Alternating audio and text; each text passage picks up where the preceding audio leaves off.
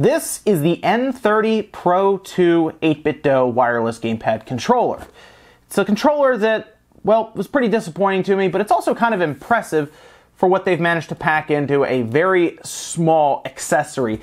This thing's tiny. It's light, but it actually packs a lot of features that you would see in a full-size Pro controller for the Switch. And let's be honest, looking at this controller, the design, and the fact that Switch is so prominently displayed on not only the front but the back, it's pretty clear what audience they are targeting this towards. So they had to pack in a lot of stuff, and they did. This controller has not only has motion controls for things like Splatoon 2, which I wouldn't use for Splatoon 2, but technically it works. It also has rumble and wireless connectivity through Bluetooth, along with USB-C type charging. So there's a lot to like with this controller, but I think making it portable to this degree, as in making it small, there are too many sacrifices that were made, so it's pretty disappointing. But I figure we'll open it up here, I'll show you around the controller, we'll take it apart, and I'll talk about really what I think about this as we go forward. First, let's go ahead and unbox this 8bitdo N30 Pro 2 controller. Now, the reason I think this is more disappointing than anything is mostly because of 8bitdo's track record. It's very good.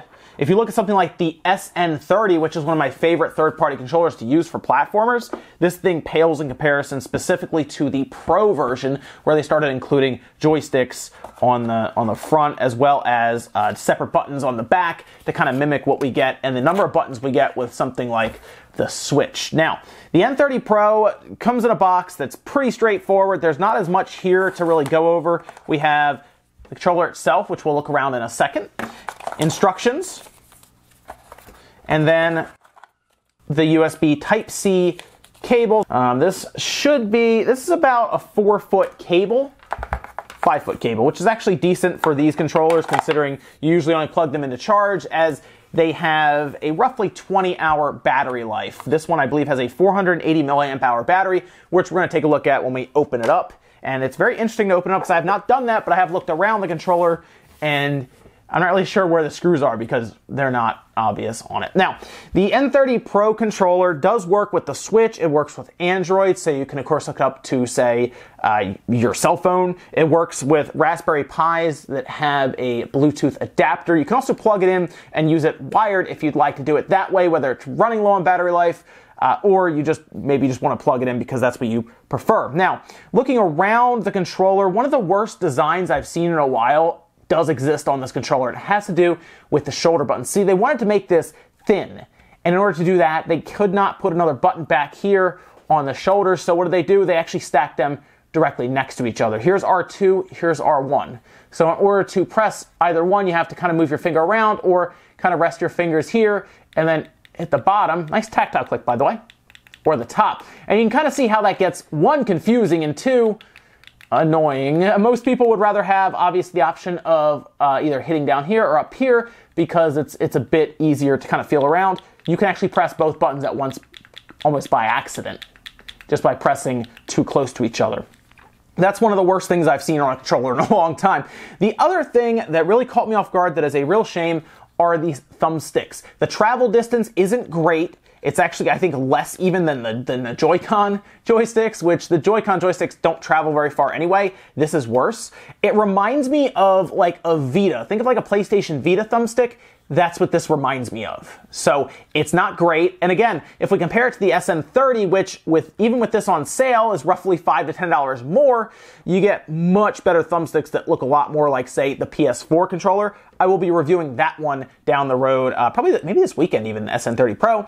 One of the biggest bright spots that 8bitdo has down on pretty much everything is this D-pad. This D-pad is outstanding, and it reminds me heavily of the NES D-pad, where it feels great, has that nice click sound to it, and it's rock solid. 8bitdo, you got the D-pad, really the design down pat, and I like it. That's why if I ever tell people to buy a controller specifically for the D-pad, get an 8bitdo controller, just maybe not this one. There are several ones you can get. Their quality is very good when it comes to a controller for their platformers. Now, I also want to weigh it so you guys can kind of get an idea of just how light and how small this thing is. Let's use the Joy-Con, single Joy-Con as kind of a control to give us an idea of the weight.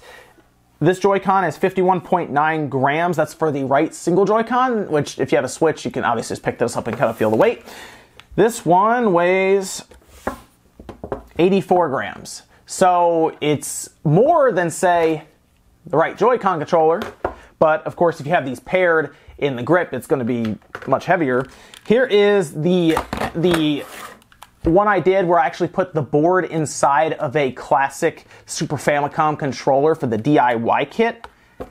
And this one is 88 grams. So if you have kind of like this, you'll get an idea for the feel of it. Keep in mind, this one's also packing 2 joysticks, rumble motors, which this does not have. Now, I did also mention that this has enough buttons to do everything on the Switch, and that includes taking snapshots and going home. Now, the way that works is on the bottom here, you have a sync button, a turbo button, which does not work with the Switch, works with Android and everything else, but it has a sync button, the turbo button, and then what appears to be like an 8bitdo button. But that does act like the home button. This acts like the snapshot button. Then you also have start and select up here. These joysticks click, and then everything else you have pretty much it's straightforward. So this will work for pretty much any game the Switch is going to use, and it will take advantage of rumble and everything. Maybe not to the accuracy of obviously the Switch Pro Controller or the Joy-Con, but it will at least function. Now, another odd decision was to include light bars on the bottom here. There's 2 of them, and I guess this isn't a terrible spot considering when you're playing, your palms will technically go around it, right? So it can cover it up and you can kind of look down to see if it's on or functioning and everything.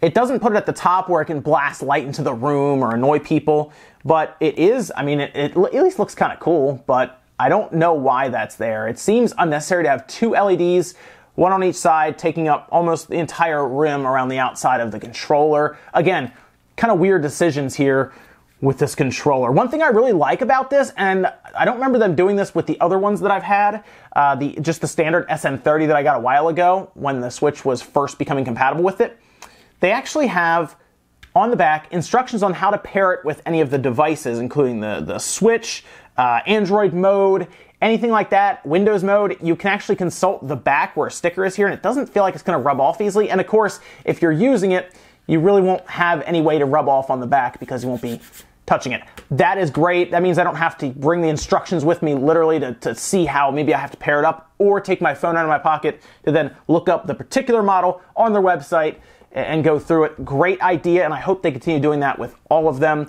That and then the USB Type-C charging are some of the best changes they've made so far to their lineup, and I hope they continue with that. Everything should be USB-C by now, though. USB micro feels archaic now. One other downside is this cannot turn the Switch on. Third-party controllers are starting to do that now. I've talked about this before, where they're coming out specifically for the Switch. We did that GameCube controller review.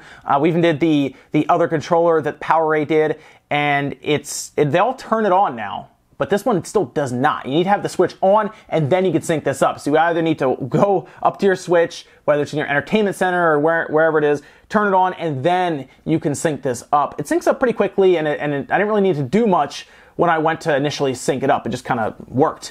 But the fact that it doesn't turn the Switch on is a bit of a downer now that we're seeing more controllers coming out that do, but I understand this is at least designed for several different devices, not just the Switch. That's still something I would like to see them include here. I guess the last issue I have that is pretty obvious, if you have bigger hands, you might as well just pass on this completely because it is cramped. There's not an easy spot to grip it with your palms, as you can see. They did come out with an N30 Pro that now has grips down here, which is great, but this kind of takes it a step further because it is even shorter than, say, one of just the Super Nintendo controllers.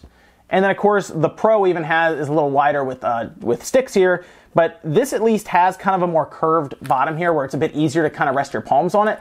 This literally has not much of anything there, and it's already smaller, so it doesn't fit very well in the palms, and it's just a very cramped experience, especially if you start using the joysticks along with the button presses.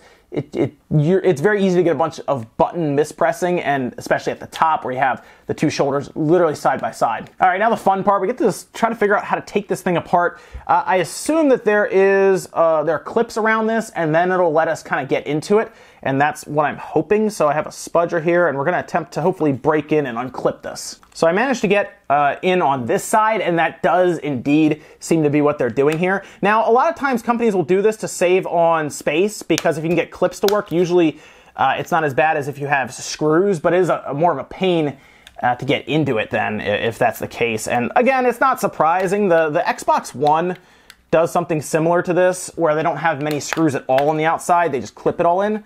And then we open this up, and then we actually get to the screws on the other side, which is interesting. But, oh, they have a warranty seal there too. Very nice. We'll go ahead and break that.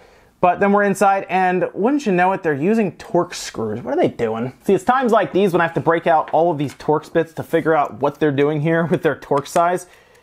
I just feel like the companies here are just trying to annoy me. So we have, what Torx size is this? It's something, it's like a T5 or T, what is this? So using T6 screws on the inside of their controller here. It's not exactly a completely odd screw to use, but I'm used to them using like Phillips heads and stuff. Obviously most companies do that with these controllers, but I guess 8bitdo wanted to be cute about it and they used T6 screws. So there you go. If you ever have to open this thing up, that's what you need. Although getting to the battery is pretty easy. Technically, if you pull that back off, the battery's right there and it's a plug-in, so you can pop this off and you can plug it in there. Okay, so the battery popped out. It is glued on the bottom to the board, so you're gonna wanna carefully work it out of there. You can use like a credit card or something, a business card if you want, to kind of behind it and just slowly rock it out of there. But then I assume this is just gonna unclip again. Yeah, there might be more clips here. So they've tried to save space as best they can with this thing, but it is a whole thing to get this guy apart so far.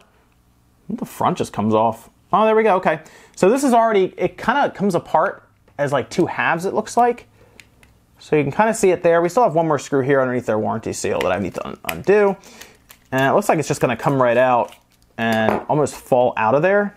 So there's our board and our front buttons here. And the thing about the D-pad that I really like is just, like I said, it's quality, but I mean, look at this thing. Look at the center nub that we always talk about right there. Yeah, it's a serious spacer there. I mean, look at how the D-pad just rests. Like, there's just so much space on either side, and that's just kind of the quality they put into it. They want a good D-pad, and they always seem to get one into their controller. So I'm glad 8bitdo continues to do this, and if nothing else, this is a good controller for that. But again, if you're buying it specifically for the D-pad and the platforming and everything you can do with it, with platformers, you can just buy the SN30 and kind of avoid a lot of this other stuff when it comes to these joysticks and everything. So here are the joysticks here, actually, so while we're in here. By the way, shoulder buttons are all tactile. That's why they get that nice click. They're all very tactile buttons up here, and I like to see that. That just gives you, it's just very satisfying. You can tell, obviously, when you press down. And then we have a few other things here. This appears to be the motor for it right here. So this is kind of neat. I talk about some of the impressive things when it comes to this controller.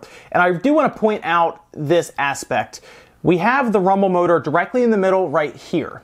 And what's really cool about this motor, it's not like an older style motor that you see in like a PS4 or an Xbox One controller. It's more similar to one of the precision kind of micro rumble motors that you have in something like a cell phone. Like I believe you see these a lot in Samsung phones even, or other phones when they moved away from there was a long shaft rumble motor that would kind of spin on one end inside cell phones. They moved to this style, and it looks like they have picked that up here in the controller. And I like it because it's not as violent and crazy as what you see in like the Xbox One and the PS4. This is more accurate. It's a haptic feedback. It's not quite to the level that the Switch has in, say, its Pro controller or its Joy-Con controllers. But if they're going to continue using this, and I have to see in the SN30 when we pull that apart if they're using that there, this is awesome to see. That really explains why the battery life is still fairly long for having a rumble motor in it and being a smaller battery like that. And that's good stuff. That is actually a high quality part to have in there, and I like that. It does kind of need to be there to make it this thin, but to see that, again, makes me very happy with 8bitdo and what they're doing. So I've gone ahead and removed the board, and I figure while we're in here, we can kind of make fun of these joysticks a bit. These are basically much smaller versions than what you see in something like the 360, the PS3, PS4 controllers, even the Switch and everything, and kind of see the focus. There we go.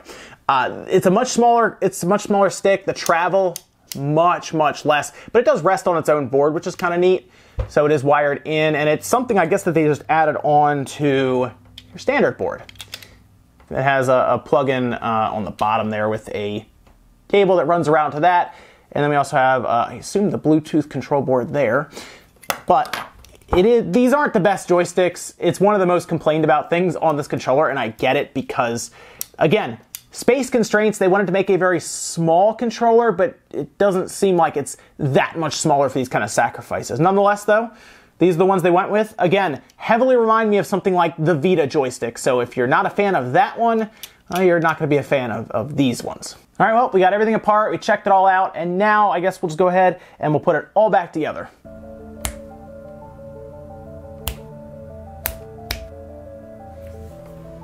And that's going to do it for our look at the N30 Pro 2 from 8bitdo. Again, an interesting idea, a bit small, and too many flaws for what they were trying to go for. A lot of sacrifices made to try to make it smaller. A few things I liked, like I said, USB-C charging, great. I'm glad to see a lot of controllers going this route. The D-pad, phenomenal. And of course, the instructions being directly printed on the back, very cool. And I like the lower profile motor for the rumble being in there, pretty neat as well. But too many sacrifices were made, and it doesn't make sense in the 8bitdo family when you can get something like the N30 Pro for just a bit more, $5 to $10 more, and you get what appears to be a superior controller with its better thumbsticks. And I'll be checking that one out later on this week. Hopefully over the weekend, we'll be taking a look at that one. But just as this one's standing on its own at roughly $40, it's a bit much for its size and the drawbacks that it has. But let me know what you guys think about this controller down below. I will leave a link to this one as well in the description if you want to learn more information about it. And I'll see you guys in the next video. Make sure you give the video a like if you liked it, dislike it if not. And I'll see you guys next time.